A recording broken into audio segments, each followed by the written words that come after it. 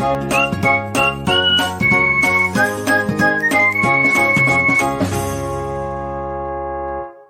Everyone, welcome to my channel medico prime education.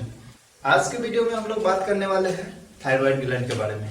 ठीक है, thyroid gland one of the most important gland in our body. ठीक है, thyroid gland is the largest gland in our body. ठीक है, अब इसका कुछ एक विशेष फंक्शन देखेंगे जो कि कोई भी ग्लैंड में देखने को नहीं मिलता। ठीक है, तो सबसे पहले बात कर लेते हैं कि वैसा ही कि जैसे कि हम लोग हर ग्लैंड के बारे में बताया है कि ऑरिजिन क्या होता है, एंडोडर्मल। थायराइड ग्लैंड का ऑरिजिन क्या होता है, एंडोडर्मल। ठीक है, अब इसका पोजीशन की बात करते हैं तो पोजीशन ये कहां प्रेजेंट होता है, ventrolateral side of the junction of the trachea and larynx in the neck region. तो नेक रीजन होता है, ठीक है, ट्रैकिया और लैरिंक्स के बीच में जो जंक्शन होता है वहां पे उसके जंक्शन के बीच में इस तरह से प्रेजेंट होता है। ठीक है, ये इस तरह से, ये लैरिंक्स और ट्रैकिया का बीच का जंक्शन है, ये इस तरह से प्रेजेंट होता है। ठीक है, ये थायराइड ग्लैंड है। अब ये थायराइड ग्लैंड का ये सब हो गया। ठीक है, ये इस तरह से थायराइड ग्लैंड प्रेजेंट, वेंट्रोलेटरल। ठीक है, वेंट्रोलेटरल पार्ट। अब ये जो दो थायराइड ग्लैंड, इसका दो लोब होता है। ठीक है, ये लोब और एक ये लोब, दो लोब होता है। अब ये दोनों लोब को कनेक्ट करने वाला क्या होता है, इस्थमस। ठीक है, तो ये दो लोब होता है, दोनों लोब को कनेक्ट करने वाला क्या होता है, इस्थमस। ठीक है, ये दोनों लोब जो है, ये दोनों लोब ग्लैंडुलर होते हैं, लेकिन जो इस्थमस वाला पार्ट होता है ये नॉन ग्लैंडुलर होता है। ठीक है, ये इस्थमस वाला पार्ट क्या होता है, नॉन ग्लैंडुलर। आई बात समझ में? तो पोजीशन पता चल गया कहां होता है। ठीक है, नेक रीजन में प्रेजेंट होता है, वेंट्रोलेटरल पार्ट पे, side of the junction of trachea and larynx. ठीक है, एच शेप का होता है। अब बात करते हैं कि थायराइड ग्लैंड के अंदर स्ट्रक्चर देखते हैं कि थायराइड ग्लैंड का स्ट्रक्चर कैसा होता है। ठीक है, जब हम लोग थायराइड ग्लैंड का छोटा सा टुकड़ा उठा के हम लोग देखते हैं उसको, ठीक है, तो उसके अंदर झांक के देखते हैं। ठीक है, झांक के देखेंगे तो दो तरह का टिश्यू देखने को मिलेगा, stromal tissue and follicular cells. क्या दिखेगा, stromal tissue and follicular cells. देखो ये इस तरह से मैंने एक रफ डायग्राम बनाया। ठीक है, ये रफ तो नहीं बोलेंगे, मतलब डायग्राम है। ठीक है, अब देखो, अब इसका कुछ हिस्सा मैंने दिखाया है जिसमें सारा चीज है, थायराइड ग्लैंड का सारा चीज इसमें है। ठीक है, सबसे पहले बात करते हैं कि जो स्ट्रोमल टिश्यू है वो स्ट्रोमल टिश्यू ग्राउंड टिश्यू होता है जो कि लूज कनेक्टिव टिश्यू से बना होता है। ठीक है, लूज कनेक्टिव टिश्यू होता है। स्ट्रोमल टिश्यू के बीच बीच में कुछ ग्लोबुलर जो ग्लोबुलिन प्रोटीन्स होते हैं, वो ग्लोबुलिन प्रोटीन्स, ये देखो ये ग्लोबुलिन प्रोटीन है। ठीक है, ये ब्लड वेसल्स, ये ब्लड वेसल्स, ये ब्लड वेसल्स, ये ब्लड वेसल्स। ठीक है, तो ये ब्लड वेसल्स है, उसके बीच बीच में ग्लोबुलिन, ठीक है, ग्लोबुलिन प्रेजेंट होता है। ठीक है, ये ग्लोबुलिन क्या होता है, कोलॉइडल सब्सटेंस होता है जो कि घिरा होता है एक फॉलिकुलर सेल से। फॉलिकुलर सेल से घिरा होता है और ये फॉलिकुलर सेल सिंपल क्वाड्रिल एपिथेलियम का बना होता है। ये राउंडेड स्ट्रक्चर जो है उसको बोलते हैं फॉलिकुलर सेल्स। उसके अंदर होता है थायरोग्लोबुलिन। ठीक है, यही थायरोग्लोबुलिन होता है स्टोर्ड फॉर्म ऑफ थायरोक्सिन, लेकिन ये इनएक्टिव स्टेज में होता है। ठीक है, लेकिन ये इनएक्टिव स्टेज में होता है। ये एक्टिव कब होता है, ठीक है, ये एक्टिव कब होता है, जब TSH आता है, थायराइड स्टिमुलेटिंग हार्मोन, किससे, पिट्यूटरी ग्लैंड से आता है, तब ये एक्टिव होता है, तब उसके बाद ये एक्ट करता है। तो एक ये ऐसा एक हार्मोन है जो इनएक्टिव स्टेज में प्रेजेंट होता है। ठीक है, thyroid is the only endocrine gland which stores it's hormone in the inactive stage. ठीक है, इनएक्टिव फॉर्म में रखता है। ठीक है, अब बात करते हैं कि जो फॉलिकुलर सेल्स होते हैं, वो फॉलिकुलर सेल्स दो हार्मोन का सिंथेसिस करता है। ठीक है, दो हार्मोन कौन कौन सा है, जिसको बोलते हैं थायराइड हार्मोन। देखो, थायरोक्सिन इज नॉट एक सिंगल थायराइड हार्मोन नहीं है, थायराइड हार्मोन बहुत सारा होता है। ठीक है, तो थायरोक्सिन एक तरह का T4 हार्मोन है, मतलब ट्राइआइडोथ्रायोनिन को बोलते हैं, थायरोनिन को क्या बोलते हैं, T4, और सॉरी टेट्राआइडोथायरोनिन को बोलते हैं T4 एंड ट्राइआइडोथायरोनिन को बोलते हैं T3 बोलते हैं। ठीक है, और T4 को ही बोलते हैं थायरोक्सिन। लेकिन यहाँ पर में कुछ कंपैरिजन यहाँ को देखने को मिलता है, जो सिक्रीशन होता है वो T4 का ज्यादा होता है। ठीक है, सिक्रीशन T4 का ज्यादा होता है, और लेकिन इसका इफेक्ट T3 का ज्यादा होता है। कम सिक्रीशन होता है, इफेक्ट ज्यादा होता है, और रिएक्टिव कौन होता है, T3। इसीलिए हम लोग नॉर्मल केस में किसको थायरोक्सिन बोलते हैं, नॉर्मल केस में मतलब जनरली क्या होता है, T4 हमारे बॉडी में सिक्रीशन होता है। ठीक है, लेकिन जो कम रिएक्टिव है वो ज्यादा सिक्रीशन करता है। आई बात समझ में? अब इसी में जो वेंट्रल, अब देखो ये ट्रैकिया है। ठीक है, यहाँ पे होता है थायराइड ग्लैंड इस तरह से, ठीक है, इस तरह से थायराइड ग्लैंड होता है। तो ये आगे वाला पार्ट को क्या बोलते हैं, थायराइड ग्लैंड, और पीछे वाला पार्ट को जो 2 पेयर में पैराथायराइड ग्लैंड, जो कि मैं अगले वीडियो में डिस्कस करूंगा, पैराथायराइड ग्लैंड, उसके में होता है पैराफॉलिकुलर सेल्स, ठीक है। तो यहाँ पे मैं पैराफॉलिकुलर सेल्स भी दिखा रहा हूँ क्योंकि वो सब एक ही साथ है, ठीक है, एक ही सेल्स में पाए जाते हैं। तो पैराफॉलिकुलर सेल्स वहीं पे रहता है। पैराफॉलिकुलर सेल्स क्या करता है, थायरोकैल्सिटोनिन रिलीज करता है, ठीक है। ये रिस्पॉन्सिबल होता है ब्लड कैल्शियम लेवल को डिक्रीज करना, ठीक है। अब इसका जो पैराथायरॉइड हार्मोन है और पैराफॉलिकुलर सेल्स है, सॉरी ये पैराफॉलिकुलर सेल्स है, एक minute, let me correct here, ये पैराफॉलिकुलर सेल्स पैराथायरॉइड में प्रेजेंट नहीं होता। पैराथायरॉइड उसको पीछे वाला पार्ट को बोलते हैं, ठीक है, पीछे वाला पार्ट में जो फॉलिकल्स का स्ट्रक्चर होता है, मैं पैराथायरॉइड में बता दूंगा वो चीज। पैराफॉलिकुलर सेल्स होते हैं थायराइड ग्लैंड में, ठीक है, सॉरी थोड़ा सा मिस्टेक हो गया, ठीक है।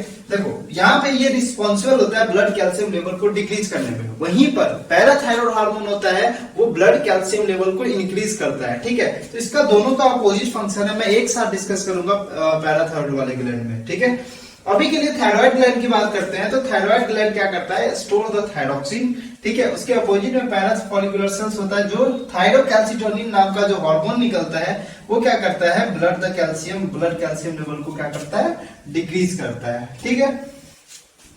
इस्थमस वाली पॉइंट समझ में आएगी कि ये नॉन ग्लैंडुलर होता है इस्थमस, ठीक है, और ये thin flap of connective tissue का बना होता है। आई बात समझ में, ये सब सारा पॉइंट क्लियर है, ठीक है। अब देखो, अब इसके हार्मोन्स का फंक्शन के बारे में देखते हैं कि इसका फंक्शन क्या होगा। चलिए अब स्टार्ट करते हैं फंक्शन ऑफ थायरोक्सिन, ठीक है।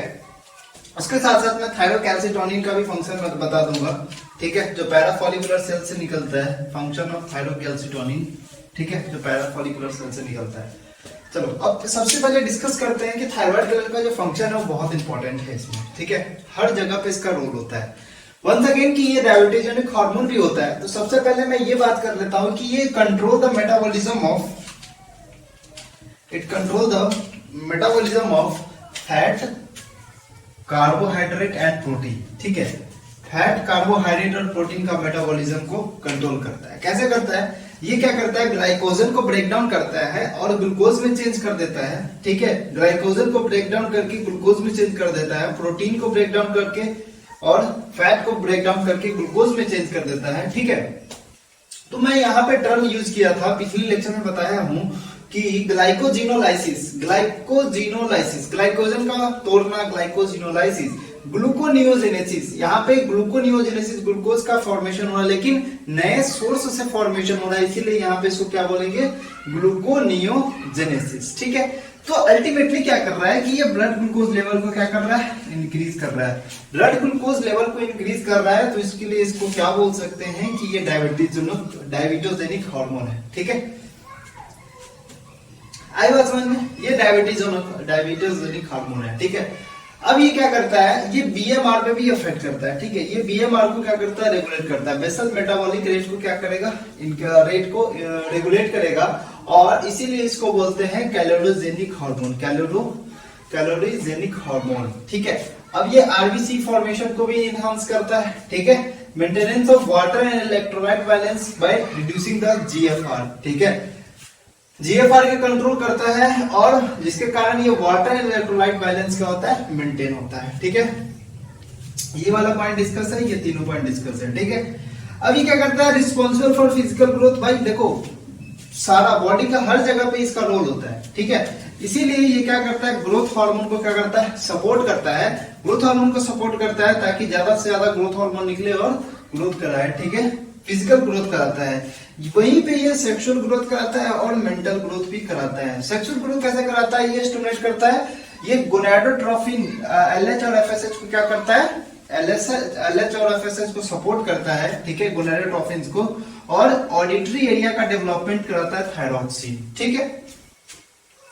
नेक्स्ट है regulate the menstrual cycle. Menstrual cycle को भी रेगुलेशन ये करता है, ठीक है, क्योंकि ये किसको सपोर्ट कर रहा है, जीएच और एफएसएच को सपोर्ट कर रहा है, ठीक है। तो स्वाभाविक सी बात है, मेंस्ट्रुअल साइकिल में एलएच का रोल होता है, एफएसएच का रोल होता है, ठीक है बात। And responsible for tadpole larva Metamorphosis कराता है टेडपोल लार्वा फ्रॉग में, ठीक है, ये फ्रॉग में देखा जाता है।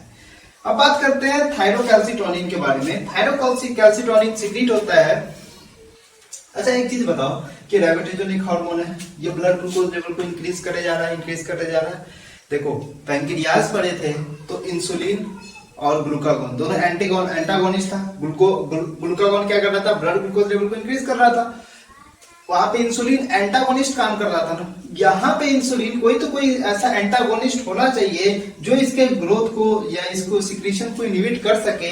उसके लिए यहाँ पे पैरा फॉलिकुलर सेल्स प्रेजेंट होता है जो कि सिक्रेट करता है थायरोकैल्सिटोनिन, ठीक है। और यहाँ पर ये ब्लड कैल्शियम लेवल को भी डिक्रीज करता है, क्योंकि एक तरफ ब्लड कैल्शियम लेवल को कौन इंक्रीज करने वाला है, पैराथॉर्मोन, जो कि मैं बाद में बताऊंगा, ठीक है। पैराथॉर्मोन जब मैं डिस्कस करूंगा तो वो पैराथॉर्मोन जो होता है तो वहीं पे ये कॉलिप्स हार्मोन क्या करता है, पैराथॉर्मोन इसके एंटागोनिस्ट होता है टीसीटी के, ठीक है। अब ये हाइपोग्लाइसीमिक हार्मोन है, ठीक है, ये डायबिटोजेनिक, ये हाइपोग्लाइसीमिक हार्मोन है, ठीक है। इसीलिए इसको क्या बोलते हैं, हाइपोग्लाइसीमिक हार्मोन। ये कैल्शियम लेवल को डिक्रीज करता है। क्यों, कैसे डिक्रीज करता है, देखो सबसे पहले कैल्शियम को क्या करता है, ब्लड में रीअब्जॉर्प्शन करा देता है। जितने भी कैल्शियम है उसको कहाँ भेज देता है, सॉरी बोन में भेज देता है, बोन के मैट्रिक्स में भेज देता है। और दूसरा जो एक्स्ट्रा कैल्शियम है वो किडनी के द्वारा एब्जॉर्ब कर लिया जाता है, ठीक है, जिसके कारण ब्लड कैल्शियम लेवल को क्या होता है, डिक्रीज होना होता है, ठीक है। देखो नाम से पता चलता है ना थायरोकैल्सिटोनिन, तो उल्टा सोचो कि थायरोकैल्सिटोनिन जिसके नाम में कैल्सिटोनिन है वो ब्लड कैल्शियम लेवल को क्या करेगा, डिक्रीज करेगा, ठीक है, ब्लड कैल्शियम लेवल को डिक्रीज करेगा।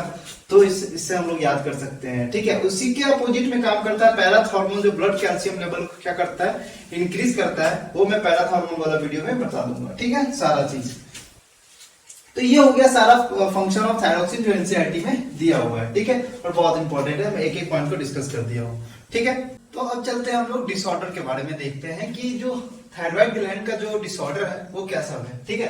तो दो डिसऑर्डर आता है, hyposecretion of thyroid gland and hyposecretion of thyroxine, ठीक है। एक हाइपोसिक्रेशन, एक हाइपर सिक्रेशन, सॉरी, ठीक है। तो दो तरह का जो यहाँ पे देखने को मिलता है ड्यू टू द, सबसे पहले सिक्रीशन कम क्यों हो जाएगा, देखो आयोडीन बहुत इंपॉर्टेंट होता है थायराइड ग्लैंड के लिए, थायरोक्सिन के प्रिपरेशन के लिए, ठीक है। तो अगर डिफिशियंसी हो जाता है आयोडीन के लिए तो तीन तरह का डिसीज देखने को मिलता है। पहला डिसीज है सिंपल ग्वेटर।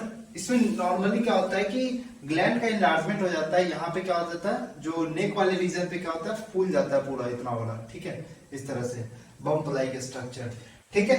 क्रिएटिनिज्म, ठीक है, ये प्रेगनेंसी के समय होता है ड्यू टू द, इसके कारण फीटस में क्या डिफेक्ट होता है, फीटस में क्या होता है, स्टंटेड ग्रोथ हो जाता है जिसको बोलते हैं क्रिएटिनिज्म। मेंटल रिटार्डेशन देखने को मिलता है, आईक्यू लो होता है, abnormal skin and deep mutism, ठीक है। तो ये सब चीज देखने को मिलता है, एबनॉर्मल स्किन, मेंटल रिटार्डेशन, ठीक है, आईक्यू भी लो होता है। नेक्स्ट है मिक्सोडिमा। मिक्सोडिमा एडल्ट वोमेन में क्या होता है, मेंस्ट्रुअल साइकिल क्या होता है, इरेगुलर देखने को मिलता है। यहाँ पे मेंस्ट्रुअल साइकिल इरेगुलर देखने को मिलता है, जिसके कारण क्या होता है, falling of hairs, loose and solid skin, ठीक है, deposition of adipose fat, fat का डिपोजिशन कहीं कहीं हो जाता है, ठीक है, बॉडी में। तो ये है। अब इसको हाइपोसिक्रेशन को याद रखने का जो मेरा ट्रिक है, क्या याद रखेंगे, सिंपल क्राई माई हाइपोथायरॉइड, सिंपल क्राई माई हाइपोथायरॉइड, सिंपल ग्वेटर, क्रिएटिनिज्म, सी से क्राई, माई से मिक्सोडिमा, ठीक है। ये सब किस कारण होता है, हाइपोथायरॉइडिज्म। तो इसको ऐसे याद रखेंगे, ठीक है। कभी दिमाग से उतर जाता है कि हाइपर के लिए होता है या हाइपो के लिए होता है, तो इसको याद रखें कि हाइपो के लिए होता है। कैसे याद रखें, सिंपल क्राई माई, ठीक है। हाइपोसिक्रेशन ऑफ थायराइड ग्लैंड, ठीक है, थायरोक्सिन जिसको बोलते हैं हाइपर सिक्रेशन, सॉरी हाइपर थायरोइडिज्म, ठीक है। ये किस लिए होता है, देखो कैंसर का फॉर्मेशन होता है, कैंसर मतलब एबनॉर्मल नोड्यूल का फॉर्मेशन हो जाएगा, ठीक है। एबनॉर्मल नोड्यूल का फॉर्मेशन होने के कारण जो नोड्यूल जिसके अंदर जो थायराइड ग्लैंड बनता था, वो थायराइड ग्लैंड का जो फॉर्मेशन क्या हो जाएगा, इंक्रीज हो जाएगा, ठीक है। वो rate of synthesis thyroid gland increase हो जाता है एबनॉर्मली, ठीक है। एबनॉर्मली इंक्रीज होने के कारण ये हाइपरथायरॉइडिज्म शो करता है, ठीक है। इसका एक सिम्टम है एक्सोथेरेपिक ग्वेटर। देखो हाइपर एक्सो, हाइपर होने से क्या आता है, बाहर आता है, तो इसके लिए क्या याद रखेंगे, एक्सो। और एक्सो से याद रखेंगे कि आंख का आना, बाहर आ जाना, आंख बाहर आ जाना मतलब थोड़ा सा आंख बाहर की तरफ देखना, मतलब प्रोट्रूशन ऑफ द आईबॉल यहाँ पे देखने को मिलता है। थायराइड ग्लैंड का इनलार्जमेंट कैसे होता है, क्योंकि नोड्यूल का ज्यादा से ज्यादा फॉर्मेशन हो जाता है। इस केस में बीएमआर क्या होता है, इंक्रीज हो जाता है और वेट लॉस देखने को लिए मिलता है यहाँ पे, ठीक है। तो ये सब चीज सारा फंक्शन है उसका सिम्टम्स, सॉरी डिसऑर्डर है उसका सिम्टम्स है, मैं यहाँ पे डिस्कस किया हूँ। ठीक है, तो ये होता है हमारा थायराइड ग्लैंड पूरा कंप्लीट।